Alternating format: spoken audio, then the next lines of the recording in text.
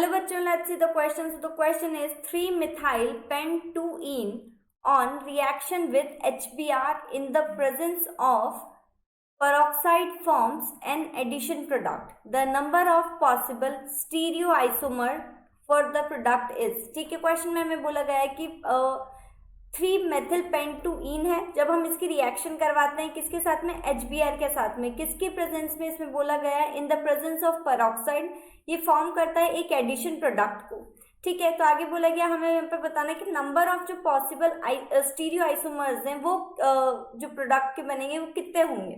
ठीक है, ऑप्शंस दिए गए 0, 2, 4 या फिर 6। ठीक है, अब देखो सबसे पहले हम यहाँ पे देख लेते हैं कि 3-methyl pent-2-ene क्या होगा। 3-methyl है, pent-2-ene, पेंट लगा हुआ है यानी कि 5 कार्बन रिंग होगी। तो देखो ये किस तरह से होगा, 1, 2, 3, 4 एंड 5, 1, 2, 3, 4, 5 कार्बन हो गए। ठीक है, अब देखो यहाँ पर बोला गया थर्ड नंबर पे मेथिल है, तो ये थर्ड पे हमने मेथिल लगा दिया। ठीक है, 2 पे ईन है तो डबल बॉन्ड आ जाएगा 2 पे। अब ये हो गया 3-methyl pent-2-ene। ओके, अब अगर जब हमने इसकी रिएक्शन करवाई किसके साथ में, HBr के साथ में। ठीक है, किसकी प्रेजेंस में करवाई, पेरोक्साइड की प्रेजेंस में। ठीक है, पेरोक्साइड की प्रेजेंस में जब हमने इसकी रिएक्शन करवाई, पेरोक्साइड कोई सा भी हो सकता है, ROOR, ये वाला हमारा पेरोक्साइड हो सकता है कोई सा भी। ठीक है, तो जब हम इसकी रिएक्शन करवाते हैं तो देखो क्या होता है, यहाँ पर जो पेरोक्साइड की प्रेजेंस में जो रिएक्शन होती है यहाँ पर हमारी होती है फ्री रेडिकल रिएक्शन।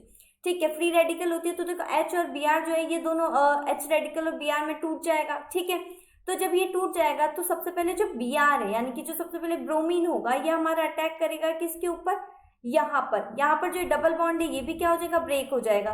तो जब Br इसके साथ यहाँ पर अटैक करेगा तो सबसे पहले Br यहाँ पर आकर लग जाएगा, तो जो हमारा बनता है प्रोडक्ट वो क्या बनेगा, देखो 1, 2, 3, 4 एंड 5 इस तरह से होगा। यहाँ पर हमारा एक रेडिकल रहेगा, क्योंकि जैसे कि मैंने आपको बताया पेरोक्साइड की प्रेजेंस में जब रिएक्शन होगी तो फ्री रेडिकल रिएक्शन होगी, तो यहाँ पर एक रेडिकल आएगा, यहाँ पर हमारा मेथिल लगा ही हुआ है और Br जो होगा हमारा यहाँ पर लग जाएगा।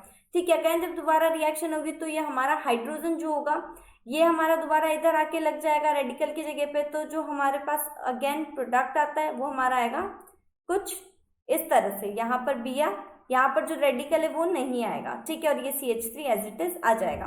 ठीक है, तो ये हमारा प्रोडक्ट आता है। अब देखो यहाँ पर क्या होता है, 2 कायरल कार्बन होते हैं, एक तो होगा हमारे पास यहाँ पर और एक होता है हमारे पास, एक तो ये होगा एक ये होगा। इस तरह से 2 कायरल कार्बन हो गए। 2 कैसे हो गए, देखो यहाँ पर तो हमारा मेथिल लगा हुआ है, यहाँ पर ब्रोमीन लगा हुआ है, यहाँ पर हमारे क्या है, एथिल लगा हुआ है, इस तरह से आ जाएगा। और यहाँ पर अगर बात करें तो इधर हमारा ब्रोमीन है, इधर एथिल है, इधर मेथिल है एंड एक हाइड्रोजन होगा इसे इधर।